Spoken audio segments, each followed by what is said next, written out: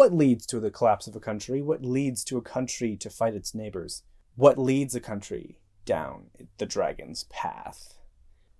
Well, this book is trying to ask those questions.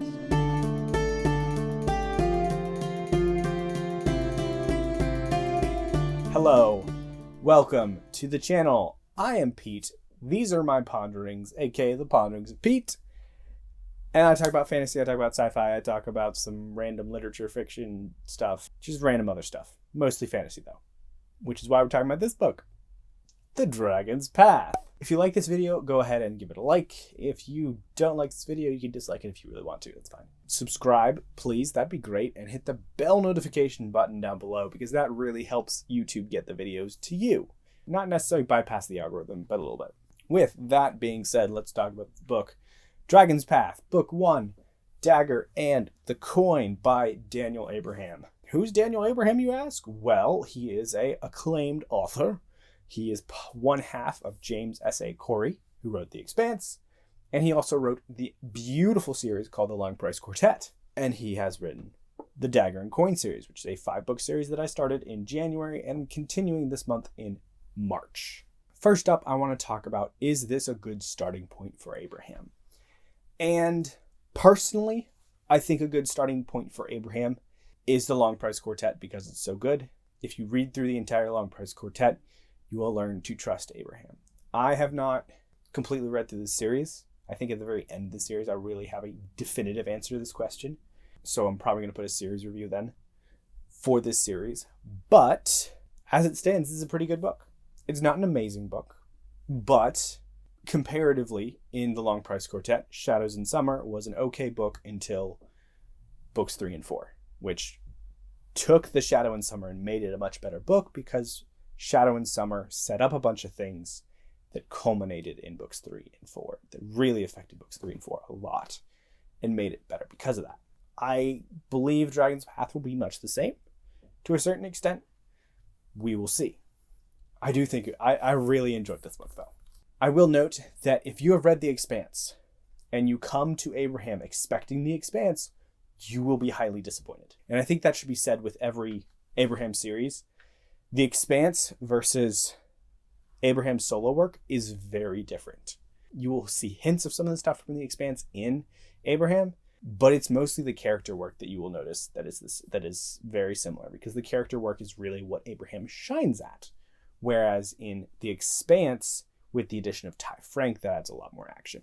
Anyways, let's talk about the actual book. What is it about? Well, in universe, the Dragon's Path is the path to war. So, with this inevitability out of the way, the Dragon's Path and the Dagger and then eventually the Dagger and Coin series as a whole is starting to explore the differences of power between coin, money, and soldiers. And while we see only a little bit of war, we see brewings a lot in this book because the Dragon's Path is a path to war. It is not necessarily war itself. This world building is great. It kind of is somewhat typical of a fantasy world in that you have humans living here and now, and you have an unknown past where we at one point had overlords of a powerful race. In this case, it was dragons. But we overcame them or something happened and the dragons are no longer around. There are remnants of them. For instance, there are really, really super straight paths called the Dragon's Jade or not the Dragon's Path, but like the Jade Roads or something. Essentially these long roads completely made of jade that don't erode. They don't change with time. They just stay the same. That brings up an interesting question of what if you drilled under it and like, would it support itself? Like if you completely removed it. So like, if you took a mountain and the Jade Road goes over the mountain and you took away the mountain, would the road still stay there? Who knows? I'd like to see that possibility explored. Abraham, can you get a major drilling excavation done in this series? Please, that'd be great. I will find out in 4 books. Anyways, with that, there's a lot of hidden things in this book that some of them are explored specifically through certain storylines, but most of this is very just like introduction to the world. Abraham doesn't do info dumps that I can remember. So a lot of this stuff is not necessarily is like fed to you slowly through comments, through somebody's random backstory, like, oh, I'm from this country, which blah, blah, blah. Or random side comments about the interactions between the country next door and then this specific country, or just random, like, not essays, but like talking about essays. So this is setting up the basic politics of specific regions of this world and setting the stage. We have 4 main storylines. We have Getter, Paliaco. Getter. He's the son of a minor noble in a certain country who I can't remember the name of. And he's clueless. He's not a politically savvy person. Personally, he would rather spend his time reading books and specifically speculative essays just for a while. Which, same dude. Honestly, politics, oof, I just want to read my books. It's fine. And yet, in this book, he is thrust into political situations that he has to overcome and figure out and muddy his way through, even though he's not the best at them. And this is refreshing. Because even in this book and in a lot of other fantasy books, a lot of the times you have very suave political characters.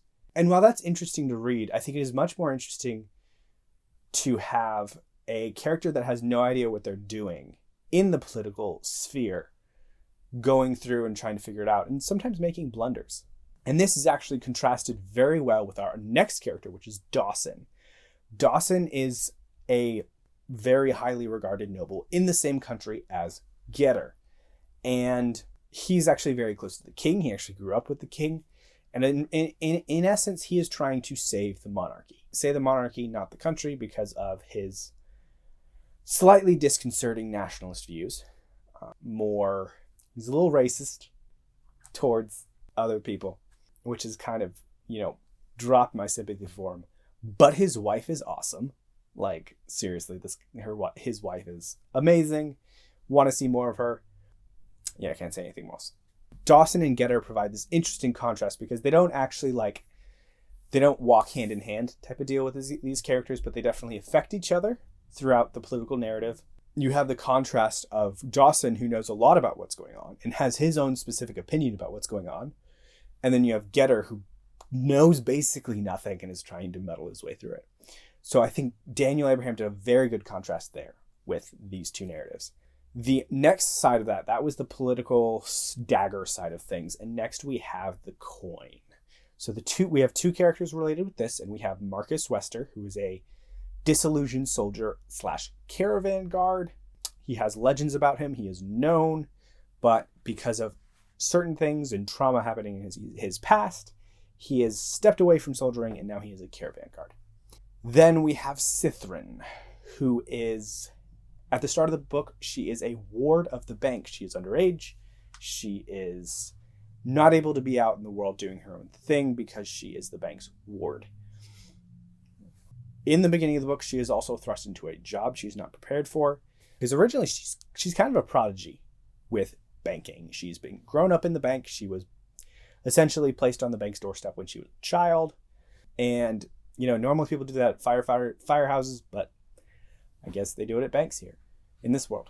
She is tasked the insane job of smuggling an entire bank's worth of gold, or not necessarily gold, but valuables, out of a city in the midst of it getting attacked. So she is shuffled off into this unfamiliar position where she has to be secret and all this other jazz. And thus the plot ensues from there. A lot of the events that are described in in the little blurbs in the back or the front flap of this book happen very fast. So there's a lot that happens in this book, and our characters go very far from where they started at the beginning of this book.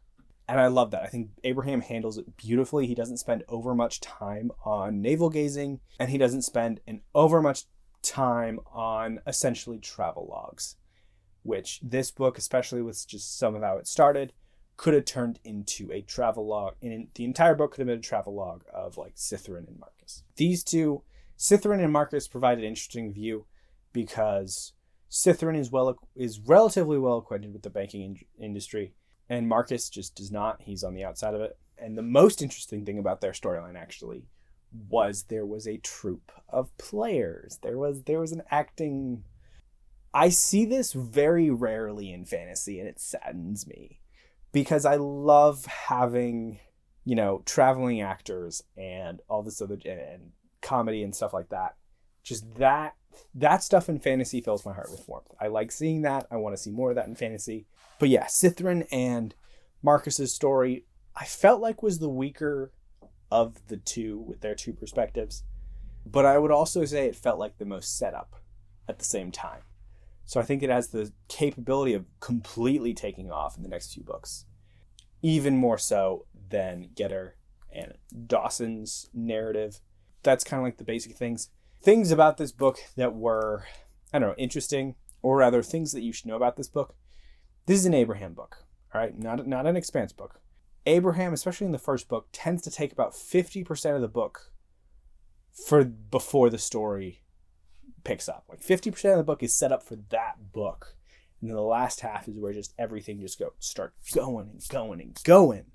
And then at the end of the first book, you have a lot of stuff set up that may be resolved, and then even more stuff that's been set up throughout the book for the future books. A lot of this book for me was like kind of trying to figure out what he's setting up, especially since being familiar with his other work. I'm kind of looking out for that. So that was really interesting. And I think there's some really good potential in this book, or in this series. Yeah, definitely this book, and I think this series talks about where does power come from. And it does a very interesting job of exploring that. Through all four storylines, the more I think about it, they all have some sort of explanation of power and weakness from what? Whether it's the perceptions of people around you, your deeds that you make, or the papers that are behind you, or the stories that are behind you. Like, where does power come from? And it illustrates a lot of these different things. And I really look forward to seeing a continued exploration of this in King's Blood. The ending was great, and I think it sets up a lot, as I think I said before. So definitely check out this series if you want. If you have any more questions about this series that you particularly want to know, let me know down below. If you've made it this far, thank you so much. You're awesome. And remember just to get some rest today. It's really important, especially as the weekend comes up for you, because I'm filming this way ahead of time. Get some rest before the weekend because you'll need it. And yeah, bye.